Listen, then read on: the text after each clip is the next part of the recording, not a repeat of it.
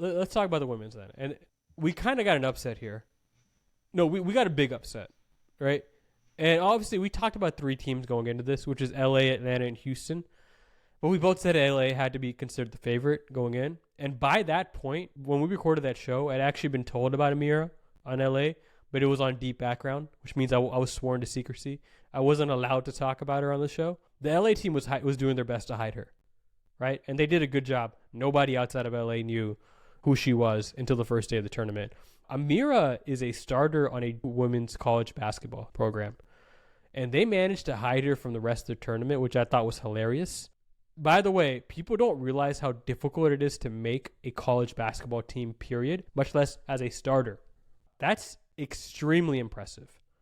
And she was the real deal. She dominated the entire tournament. Easily the best female Ismaili basketball player by a pretty big margin. I mean, the women's division is in general is talented, don't get me wrong, but Amira is just on a different tier than the rest of these girls. And LA was already awesome. They already had Mahek, they had Zoya, and they had Xenia. So they were already heavy favorites going into this matchup with Atlanta. And I'm just going to say this. They choked. They choked. With respect to Atlanta, we're going to talk about them in a second. Not only should have LA won, they should have blown them out. From my vantage point, that's how steep the talent advantage was. And listen, LA is a very, very young team. They'll have plenty of time to regroup and win a national tournament before it's all said and done. I'd still favor them in the next tournament, but I'm not going to lie. They were a big disappointment. I don't want to hear about the refs. I don't want to hear about the refs. Listen, did the refs let some calls go? Yeah, sure. But it was that way on both ends of the floor. Atlanta was just more physical than them. They wanted it more. They were clearly hungry after falling short in the finals last year. At the end of the day, LA lost this game by double digits. I don't want to hear about the refs. If you lost by 5 points, then maybe you have a case. But when you lose by this margin, nope. Nobody wants to hear it. Go cry somewhere else. Nobody wants to hear about the refs. Look, man, the referees across, you're right, absolutely across the whole thing. There were some tough calls, right? And sometimes you may feel slighted, but that game, that first half, the team fouls were even in that championship game for both sides. I just have to give credit to Atlanta. I mean, you're talking about West Coast, Best Coast, WCBC, not winning or choking it for be very frank, right? That's what you're saying. No, that's not what I'm saying. That's what happened. They choked. No, I don't think they choked, man. No, they choked. Man. They choked. They choked. They should have ran over these girls. They were way better. They will tell you that. Atlanta will tell you that. That they pulled an upset. That's a credit to them. That's not an insult to Atlanta. You have to give credit. I know where you're saying choke, but I think honestly, what you're saying they choke. I think you have to give credit to Atlanta. No, what I am giving shots they made, and they were some of them contested too in that second half to pull away. It was relatively close. Well, about halfway through the second half. Two things could be true, right? I think they choked. I also think Atlanta upset them, right? Like a major upset. You got to give them credit, right? Because it takes two teams to pull that off, right? The team that choked and the team that pulled off the upset. And Atlanta, the more veteran team, the team that just was inches away last year. They pull out with this one, and I loved the way they did something really smart. They played a box and one zone defense on Amira to take her out of the game, and it worked. Credit to them though. Houston was the first team that actually implemented it. They just didn't have the size to play that style. Atlanta did, and they definitely took full advantage of that. It was so effective in slowing down West Coast. Didn't know what to do with the box and one. And she was also just missing shots, but I think the way that she was guarded had a lot to do with it, right? And this was the case with a lot with California. Like they had a bad shooting game, right? That was part of the reason they choked. But credit to Atlanta for taking advantage of the physical game, the physical style of game. Like once they realized, oh, this is how we're going to be reffed. Okay, we can play this style. We're good at the style. They were completely out of their element. Again, you asked me to predict who's going to win the 2025 Nationals, I'm going to pick LA. But like, come on. How do you not? They lost by double digits, Alikan. It wasn't like they lost by 5. No, the game definitely got away from them late in that second. And they had the audacity to blame the refs. Like, you are so much better than them. You're so much better than them. Why are you blaming the I hate when teams do that, especially when they lose by that much, especially when they're that much better. I don't want to hear it. I don't want to hear it. I will say though, Atlanta wanted it more. They wanted it more.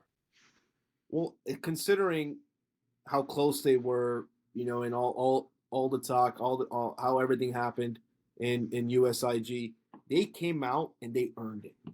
They played so well in the regular season.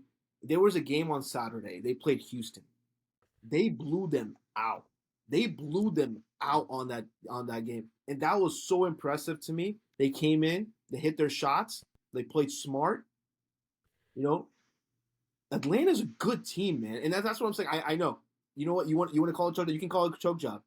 For me, honestly, this was a big like tournament for just Atlanta overall. They showed themselves to be the primetime team. Now, Houston did not have their full squad. Even day one of the tournament, they didn't have their full squad, right? Let's talk about Houston. What can we do a separate conversation? Let's finish up on Atlanta because I want to give them their credit because you're right. We do need to give more credit to Atlanta, right? They had a great starting 5, right? They had Nisha as like the veteran presence. You had Eliza as kind of like the shifty guard, and you had Zia spacing the floor for these guys as a sharpshooter. She has a nice shot, man. I really like her release. She has a really good release. Really nice. Mahi making her debut in Smiley basketball. Again, really solid combination of talent there. I just think if you asked everyone going into this, who would you have picked before you found out about Amira? You would have picked Atlanta. You would have picked LA. I mean, after you found out about, I told you West Coast was likely gonna. I picked them last time. Remember we had the conversation. Yeah, and you didn't know about Amira at that point. Only I watched a few of their games in the beginning, right? And I was just like, oh, it's just this tournament's over. I seriously is like, they have her. This thing's over. Like she's that dominant. She's competitive, dude. And she got bored. Like that's how good she is. Like in those first few games, she just start like yes she can shoot, but like she's best inside, and she just starts around and shooting threes, right? Which is fine. She literally got the ball in transition, dribble the ball up, and would just make a pass to Serena or whoever was running the break, Zoya, and just like it was just constant. Hey, I'm gonna get to the 3-point line, and I won't have to go further because I'm gonna make a bounce pass for a layup. That's how good she was in those first games, especially the regular season. When you have a player that good, you should be the favorites, and when you have a surrounding cast that good, you should be the presumptive winners, right? And I don't know. Listen, they have a year to get their together and win the next one, but they better win the next one. If they're healthy, they better. Let's talk about Houston though, because I have a level of frustration with this young Houston team. They did the Houston or Shooting Stars? We're talking about Houston, right? Not the Shooting Stars team, the Houston team. The Houston team. Okay.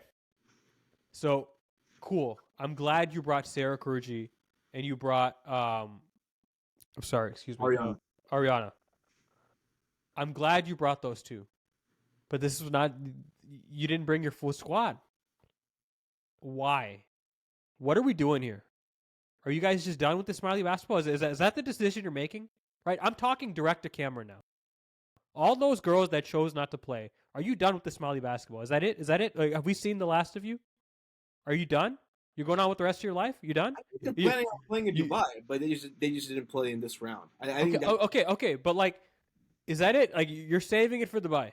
That's it. That's your plan. So you threw this away because you wanted to go play in Dubai, or are you going to play again next time? Are you actually going to play in your next? Because what the hell was this? You left Sarah and Ariana out to dry. You left them out to dry by not playing in this tournament. What are we doing? What are we doing? Like, I get it. We all have our own personal lives. You don't get to play this that long. You don't. Ask all the older teams how much they regret all the years they didn't play. Ask them. Ask any of the older guys. Everybody in 34 plus. Ask them how many years that they didn't play that they regret. They're married. They have kids. They have busy lives, right? And they feel fortunate when they have the opportunity to play. You're in your 20s. There is no excuse for you not to play and for you to leave these girls out to dry. I know they're not going to throw them under the bus, right? They're not going to do it. They would never do that. They're good teammates. I'm going to throw them out under the bus. I expect this is Houston. Basketball runs through Houston. I said this on the last show. All basketball runs through Houston. Women's basketball runs through Houston. What are we doing? Why are we not bringing our best ammo to these tournaments? What's the plan? Again, I don't care what you have going on in your life. You can't tell me that you don't love this, right? I know you do. That's why you ended up as good as you did, right?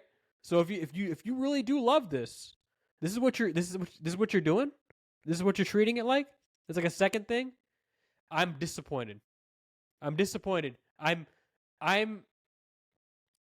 feeling a lot of emotions right now because I have a lot of pride for Houston basketball. This is as disappointed as I've ever seen you, Salman. And I have a lot of pride for Houston basketball. Yeah. And when they won the Nationals last year, I was watching the game. I was just as excited as one in 2008 when the men won Ismaili Nationals in Orlando or something, right? 2008, 2010, one of the years, right? I was the same level of excitement watching the women's division, the Houston women's team win that title.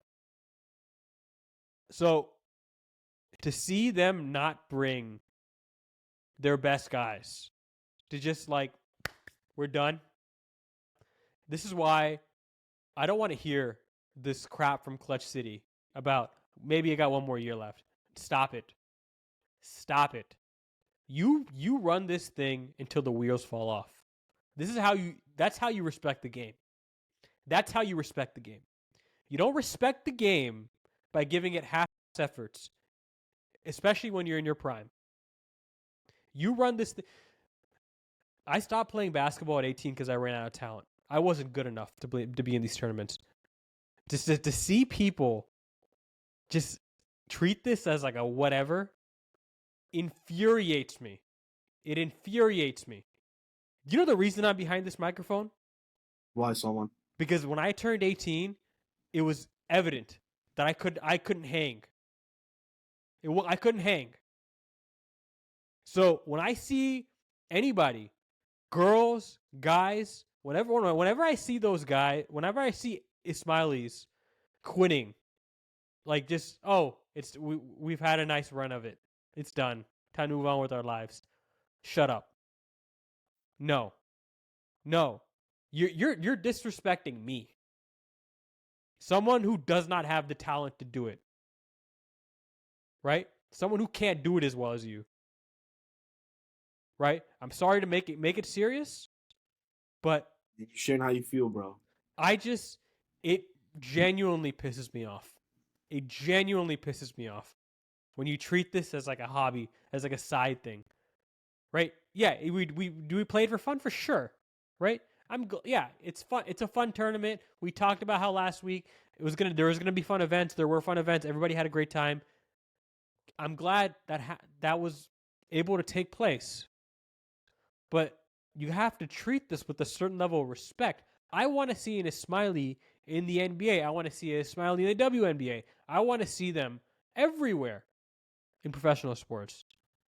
It's not going to happen if you're treating it like a whatever. Like it's an elective in high school. Stop it. Stop it. I will say though, in just a matter of who did play. How about that? Someone matter of who did play. They had Houston had to bring in a lot of young guys or young guns to compete and take over some of their starting roles. They had Ariana and Sarah, obviously. They also had Sabrina Pirani, who was a big for them and who did an excellent job, I think, just kind of navigating the middle and doing a lot of different things. They had a young point guard, Sina Ajani, who I think showed herself to be a valuable contributor for that team moving forward. They had a bunch of young girls who actually play in high school and who are continuing to grow and play in USIG in the junior division. So Houston now has this kind of, I know they didn't win, but they kind of have this infusion of young talent. And now that we're starting to see women's leagues happening in Houston and all these things, I think your goal, this whole dream that you have here about basketball continuing to run through Houston, Yeah. especially from a women's perspective, right? I think we're gonna see that. And inshallah, like, for many years to come, these women's games continue to be competitive, fun to watch, and exciting. And we inshallah will see, like you mentioned, a woman Ismaili NBA player in the WNBA. But just wanted to give a shout out to some of those new Houston players who joined their team. Not some usual suspects that we normally see, but some young blood that was infused into it. And then also but like the reason they had to dig in the well though, right, is because because other players didn't play. The normal right, players didn't right, play. Yeah. like it was out of necessity, right? These guys could have played nice complementary roles on a much better team. I bet they would have wanted to do that, to be honest. Right? Um, Sorry. listen, no, you're good, man. Hey, look, how about we talk about the OG Houston women's team. How about the new blood? Shooting We have stars? shooting Talk star. about them. Um, obviously not the tournament they would want, but to me, I think it was a great debut for them to understand and learn what it's like to compete in these types of tournaments and how much. No, it's not just about talent; it's about practice. It's about coaching. It's about putting yourself in positions to be successful. Azim, you and I both know, was coaching their team. He did a good job. That's a young team. This was a good learning experience for them, and I think they're going to be a force in Ismaili women's basketball for years to come.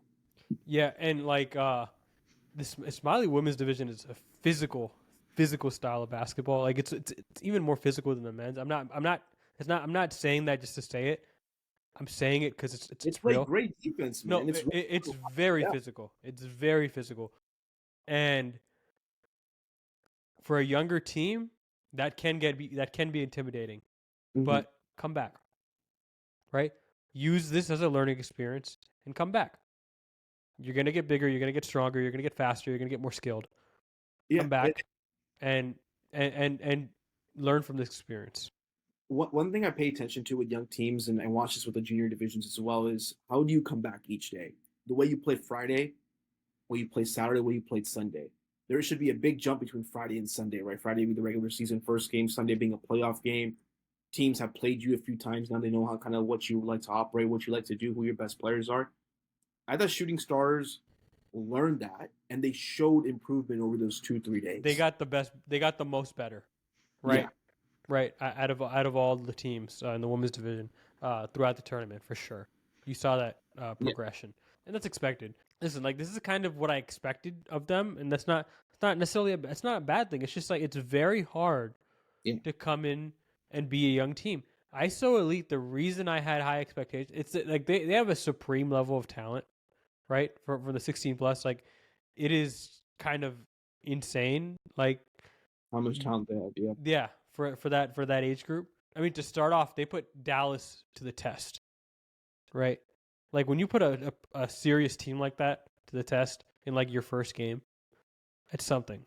And it was a serious test to a point where you and I both got told by multiple players and coaches on that team that was a legitimate like game for them, where they were a little concerned about how they were playing. Well, they were thrown off. They didn't see it coming. Yep. Right? We saw it coming, right? Because we talked about it at the pre-show.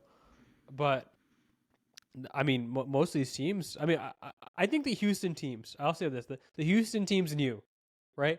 Like Clutch City knew. I think also All Stars knew, right? Because they know these guys, they know these kids. But the out of town teams, right? Chicago, Dallas, LA, they were all thrown off. They were all thrown off because they didn't see this coming. They didn't. I mean, now they know, right? Like next time it's gonna be tougher on these kids because the book's gonna be out there. Who their best players are. Everyone's gonna know who it is. Everyone's gonna know what their strengths are, their weaknesses. Like same. That's exactly what happened to California, right? California caught everybody off guard. They won the whole thing. They come back this year. They find out kind of where they need to improve now. Yep. Right. The book's out on them.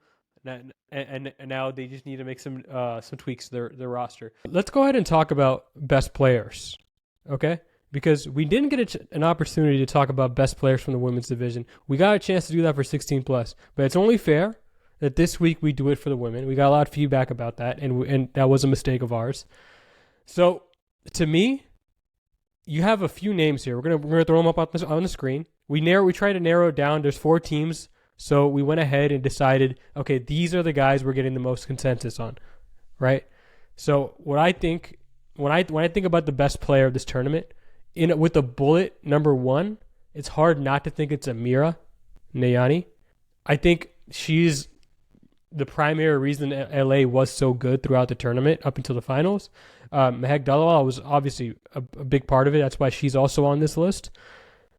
But when you think about vets, when you think about the reason Atlanta won, I mean, it's hard not to give a big deal of this credit to Nisha Karasi.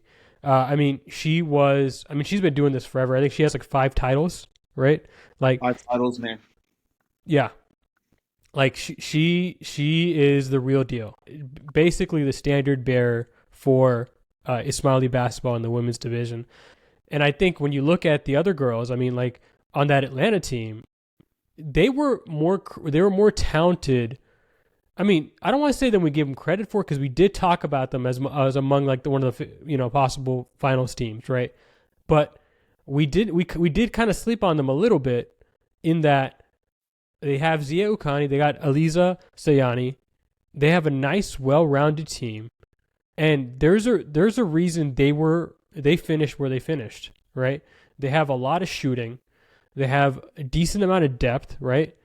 And they may have been as well-rounded as LA, and they played smarter, right? They played way, way smarter. They played more physical, and I think it's the reason they won the game. They won the tournament. I think when we're talking about the list, like Amira is a fantastic player. She's a great long-range shooter. I think somebody who's on this list who I think deserves a ton of credit is Zia Ukani. Zia's an incredible shooter herself. I just love her form. She's a great form from the perimeter. But something she did in the finals, and we talked about when we discussed the women's division, is they played a box and one, Atlanta League. Right. Who was that one who was guarding Amira? It was Zia. Zia did a terrific job kind of playing some lockdown defense, picking Amira up in transition, where Amira was so successful throughout the round robins and the playoffs, and essentially took her out of her comfort zone. So as much as like Zia is hitting clutch threes and knocking down clutch shots, making her free throws, big chunk of that also has to do with her defense and how well she played and defended arguably the best player in women's Ismaili basketball. Yeah, and I also think like that's the cornerstone of their team. That's their identity, defense. That's the reason Atlanta was as good as they were throughout the tournament. That's the reason they were as good as they were last year when they made it to the finals, right? Like they're a defensive team, right? That's where they thrive. And they play smart, man. They don't overhelp. They come and they pickpocket and they do things and they allows them to play in transition, but they play smart. They anticipate really well and they make those calculated gambles defensively. Yeah, and they played together for a minute, so that helps, right? They had a couple of new players, man. Mahi made her debut in this tournament, and just from talking to the coaches and players in Atlanta, they really loved her calmness, how she was able to facilitate and kind of pass the ball. And Nisha actually, she gave us a comparison for her. I thought it was really interesting. She referred to her as a Tyrese Halliburton. And I thought you're adding a Tyrese Halliburton to that team that has those shooters, that has Nisha down there in the paint doing a great job with rebounding and paint scoring. And you added a good kind of solid tone setter and a good foundation piece down as a point guard. That's fantastic for them. And that, I think, in my opinion, sets them up not just for now, but for multiple years in the future as well. And we're back to talk about the 34-plus division. I got to be honest. My knowledge on this division is pretty thin. So we decided to bring in an expert, someone who was actually playing in this division up until he tore. Was it a full meniscus tear? Rahil, was that what it was? Yeah, so I'm waiting for the MRI, and we'll find out what the damage was. I hurt my knee 2 weeks before the tournament, and yeah, I tried to go, but it just would not work. The knee was not cooperating, so tough break. Kind of changed up the whole division, but man, it was so much fun to watch that division. But it gives us the opportunity to ask you a bunch of questions because you got to watch everything. Yeah, I did. It was so Yeah. cool to watch all the games and kind of break down everything that happened. Some big upsets happened, and yeah, let's get into it. Well, let's start with your team. What happened? So after you go down, you still have Anish, and you still have some KG vets on that team, obviously. But quick aside, Anish actually came up to me when I was standing at the medical desk, and he's like, "I'm going to show you who the guy is. I'm going to show you who the guy is," referencing our last show where I was talking about who's the guy on this team. Was he the guy? Like, was that what ended up happening? He tried, man. He left everything out there. And, his knees were also hurting, and that's just one of those things with age. And he tried everything. Navid was, trying everything. Our role players tried. We pushed the eventual champs to the brink of extinction, but they just had a lot of talent. And shout out to Anil Varani. Anil for stepping in, and Anil Varani for stepping in last minute to take some minutes away from me because I couldn't play. But that was we tried our hardest and just couldn't get going. Everything got kind of thrown off with the game plan with my injury, and the guys still fought hard, but it just they came up short. Ali Khan, let's talk about the eventual champs for a second. This was the Ethical Hoops. Ethical Hoops. Tell me about them. Well, they went 6-0, and it was their first time playing together. And it's a bunch of guys who had actually never won in a Somali basketball tournament before. And so Danish Pradhan, who's the coach of the Titans, was also kind of playing coaching for this team as well. And a bunch of guys who were 34 plus who wanted to get in shape, wanted to make sure they can play heavy minutes in the tournament. And they just had a bunch of guys who really contributed. It was a good, solid team. They had Iqbal Akhani, Hussein Basaria, Fayez Adapia, the guard trio, who did an excellent job really kind of affecting a lot of the game plans that Rahil and other teams had to go against them. They had a lot of people come off the bench and contribute. I mean, it was a good, solid team effort. And the fact that you go 6-0 in a division, that's just very impressive no matter who or what division you're in. And so for the fact that it was their first time playing together, I think that was very impressive. Rahil, any thoughts on the eventual champions? Why they were so in sync? Man, it was so much fun to see Iqbal out there again. A guy that we've seen play in so many tournaments. Josim was fun to watch him as well. But man, the unsung hero on that team was Fayaz. He absolutely played tremendous defense.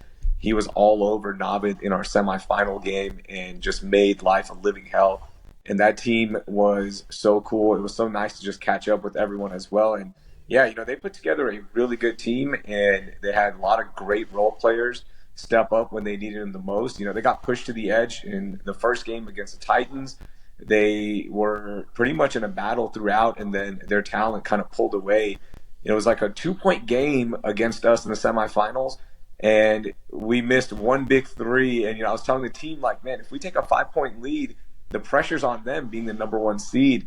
But they, withstood our best punch, and in the finals, they just ran away with it. They just looked really good. So, shout out to them, man. It was cool. The only one gripe I have with that team, and you better put this on Instagram, Danish was a player. Danish Pradhan was a player on this team, and he only played like 2 minutes, and he was telling me he was feeling good. And I told him, you got to play some minutes, man. We want to see you out there. But, he put the team first and didn't take away minutes from some of these really good role players. So I'm kind of mad at Danish. So I hope to see him out there, and hopefully he plays next time, as much as he could. Danish is going to really get a kick out of the show. Yeah. He's been mentioned a lot prominently. You're going to see. What's interesting is before the tournament, we talked about how really what was going to determine this division is who's going to show up in shape.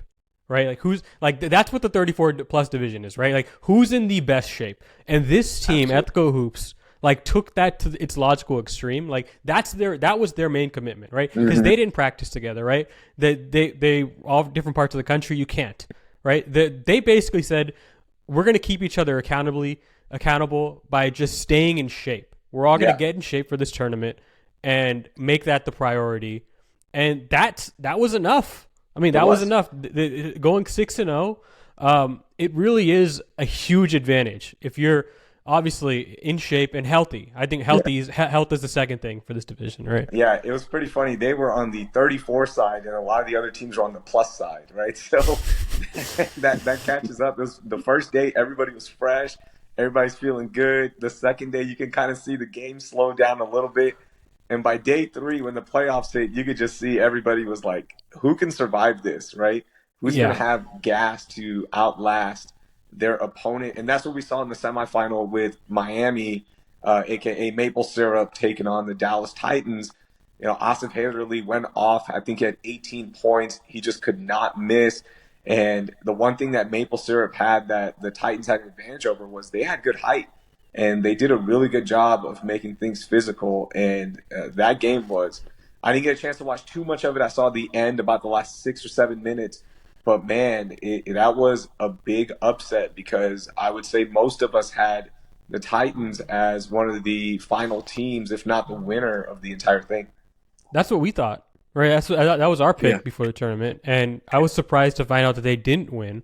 And, you know – I got to be honest, like it is it's not surprising that the youngest team of this Division 1, but it is surprising that like the team that practiced the least together won, because like you would think like that would play a huge role in this, but really, I mean, it really was just the fundamental, hey, show up in shape, be healthy. That's it. Also, funny aside about this division. I was kind of helping out at the medical desk during the tournament, and the line after every 34 plus game for ice bags was incredible. Like we had to do a refill after every game. Like, all right, we got to go back. We got to go back to the fridge, get some more ice. Yeah, you know, it's funny you mentioned the ice. Everybody wanted some because everybody was hurting. I wasn't even playing, and I needed ice, bro, just watching them. So. You know, shout out to them. I think the one thing I will recommend if we do this tournament again is that we play games on Friday or Friday, rest day on Saturday for the old people, and then play off Sunday. We need a day to recover, man. You know, we're not young anymore. Body can't recover as fast. So yeah, that is definitely one thing we should consider. I think we had like a SeatGeek type sponsor for the tournament. If we could get like a Bengay sponsor, like an Icy Hot. Right? For the 34 plus, I feel like that it would go a long way. It would go a long way. Dude, I will say, you know, there was a game that Maple Syrup played, and after the game, all right, this is after the game was over, that entire sideline when the 16 plus game started smelled like Bengay. So, you know, they're already using it. You know, you have to, man. And shout out to them, man. It was great seeing my boy Anil out there as well. You know, growing up, we had some tough battles. The guard for Maple Syrup. And he was like, man, I just have no knees left. I'm just out here, you know, to show my kids that I can play a little bit, which was the big thing, right? A lot of people have kids in this division. It was cool to see them with their kids hanging out. That was the highlight for a lot of these players in the 34 plus is that they get to bring their kids who were playing as well, some of them in the 6-9 division. And, you know, you're playing in a tournament together with your kids. That's something that you'll never forget. I got to say this, just some capital J journalism reporting on the sideline. I overheard Johnny talking about trying to recruit that Houston team that made it to the finals in 16 plus, like Zayn Meradia, Akil, like he's trying to get them to upgrade, to go to the other division. Like, okay, like we need these guys to go beat Ethical Hoops. Hey, there's a rumor flying around that the 2014 Houston national champion team that we played in that Chicago tournament where Canada came down and we ended up winning that one. There's a rumor that, you know, a lot of those guys are 34 now and we might be putting that team back together. So you never know. So, yeah, definitely watch out for that. At the very least, some of these guys are going to qualify in time, right, for the tournament. You know, we're talking a lot of 33 and a halfs. They'll make it into the tournament. Yep. But listen, I'm here for it. Anything to make that 34 plus division even more exciting than it already is. It was fun. These are like the legends of Ismaili basketball, just battling it out, even when they don't have to. They're doing it for their kids. They're doing it for fun. I said Neil was out there. Obviously Johnny was out there. You were out there. It's just a great time to watch all these guys who were dominating the 16 plus division so many years ago, now dominating the 34 plus division. Rahel, so you talked a lot about the positives that happened with the 34 plus league, what we can do going into the next tournament. Let's talk about some of the negatives. There was a lot of complaining to the referees in this division. And I will personally say I watched a lot of 34 plus games, and I feel like it was more complaining in this division than it was in the other divisions. Why is that?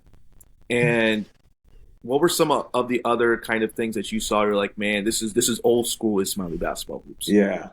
I think the physicality was the number one thing that stood out. Like, you watched the 34 and the over division versus the 16 plus, like the best teams in that division.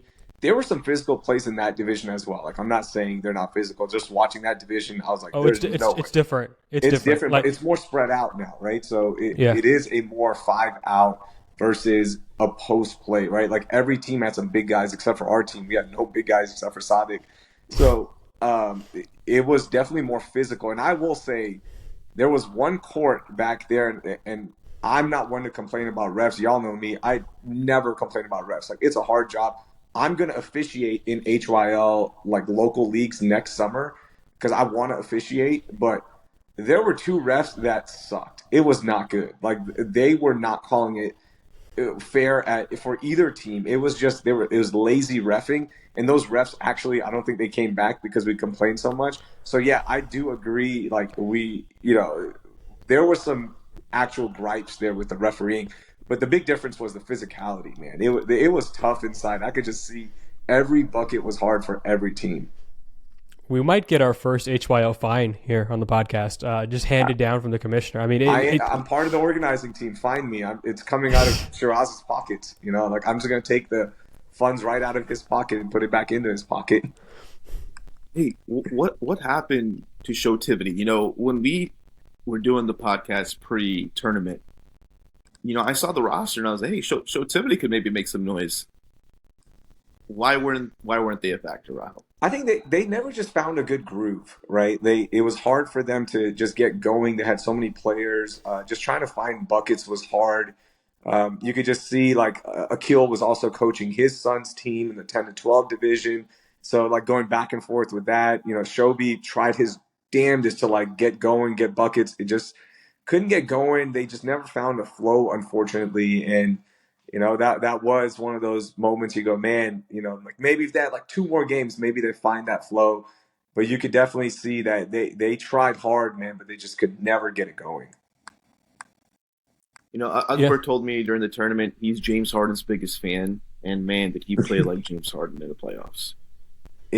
Akbar's shot. They're like, hey, Akbar. He's a guy who, he plays a little bit here and there. I don't think he plays a lot regularly, so they put a lot on his shoulders, and they're like, hey, go get us some buckets. And he's like, okay, I'll try. And, he went down shooting. At least he shot the ball, unlike James, who would just pass the ball in elimination games. I thought Akbar, in my opinion, in the games that you're talking about, especially to try to get some scoring, he did a great job attacking the paint. I think that's one thing that he did a great job of overall, is just trying to get fouls and get to the free throw line, just kind of attack. I think that's you talk about the physicality, right? Like, you have to attack the paint. You have to touch the paint to do anything. You can have a team full of shooters or a team full of big guys, but unless you have someone who can penetrate effectively and get to the paint and kind of facilitate, you're not going to be successful in any league, but especially 34 plus, when a lot of it has to do with post presence and down low play. Yeah, it's either you're going to shoot a lot from the outside and spread it out, or you're going to try to go in and penetrate and get something going. And, unfortunately, they couldn't get either of that, going. So, yeah, tough for them. I hope they come back. I hope they retool a little bit and still continue playing. While we have you, can I ask you a question, Rahel? So, yeah, of course. Like, I've played pickup with, like, these older Smileys sometimes, and I don't know what it is. Like, do your legs, like, get, like become tree trunks when you guys get, like, what the hell is that? Like, you guys get a different level of strength, like boxing people out. I don't know what that is. I know exactly what it is. It's the ones who have kids, because we hold 30, 40-pound kids in our arms all day long. And you just develop this dad strength. It's real. You know, I used to laugh at that when I was younger, but dad strength is a real thing. You're from the moment your kid is born, you're rocking them. As they get older, you're holding them. Like, I have an almost 2-year-old who I have to pick up, and just carrying her up the stairs. I'm like, this is the best leg workout you can get. So it's dad strength, brother. It is dad strength. I hear you. Well, it was a very fun division to watch. Thank you so much for coming on, Rahel. We're going to let you go. All right. Well, listen, this was a great show. Hopefully you guys enjoyed what we did here for HYL. This was just a kind of a spur-of-the-moment thing that was planned by Rolo. Going to give Rolo all the credit. It was his idea to do the show, his idea to do the format the way that we did it. I know that some people got offended. Hopefully you guys understood that we're kind of playing around a little bit, right? Having our own creative freedom with the show. But it's a character act, man. It was fun. We're just trying to play characters. We're trying to have a good time with everybody. Send all your criticism to Salman. I'll post his number in the HYL main chat. No. The amount of parents that texted you guys scared the hell out of me about this this show. You got to put this clip on Instagram, okay? Shout out to my girl Nisha from the Atlanta women's team. She was very open with her criticism of this show, and she told all of us. But I understood where she was coming from, and congratulations to them on a huge win in the women's bracket. Yeah. Listen, absolutely. Like, if you guys understand that we're playing characters, like, you'll enjoy the show a lot more. I promise. If you can take that into consideration, Nisha, the criticism was valid. I totally understood it, and we tried to incorporate some of the stuff you talked about into the show.